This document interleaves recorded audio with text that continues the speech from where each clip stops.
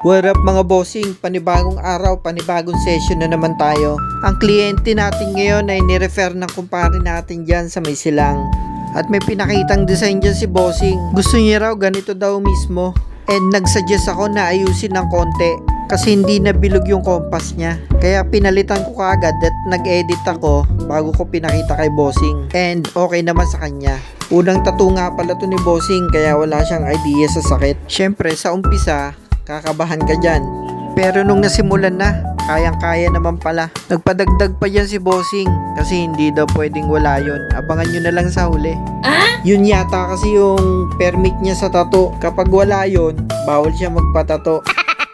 Mas okay talaga yung magpatato muna bago magpaalam. Hindi po seaman ang ating bida ngayon ha. Pag ganito kasing design, unang papasok sa'yo, seaman yung nagpapatato. OFW po si bossing. And gustong gusto niya lang po talaga tong design na to. Kaya ito yung pinagawa niya. In-upgrade ko na nga din po pala yung manibela dyan ng barko. Ginawa kong kahoy effect. At sa part na to, nilalagyan ko na siya ng puti. Kahit yung puti, hindi ininda ng ating bossing dyan. Ibig sabihin, malakas talaga yung tolerance niya. At syempre, pagkatapos ng putian, nilagyan ko naman ng mahiwagang sabon para matanggal yung mga excess ink at malinis na mabuti. Importante rin po kasi mga bossing na malinis na mabuti yung tattoo. Para po dun sa mga nagtatanong, antibacterial foaming soap po yung ginagamit ko dyan. And mas okay po mga bossing na malinis na mabuti bago natin picturean para naman presentable tignan. At ito yung part na halos 90% ng client ko ay napapangiwi. Pero kay bossing parang baliwala lang talaga. And yung nakasulat nga po pala dyan ay I am the master of my fate and I am the captain of my soul. Ito na po yung sinasabi kong permit. Marami na pong gumawa ng mahiwagang technique na to.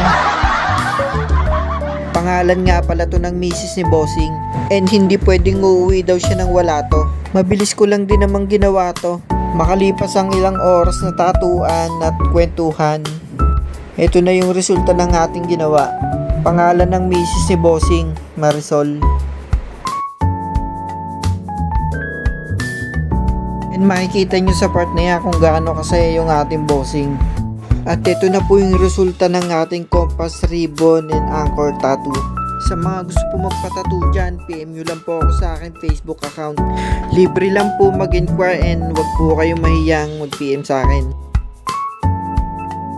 Palambing naman mga bossing, palike naman and pa-follow na rin. Salamat.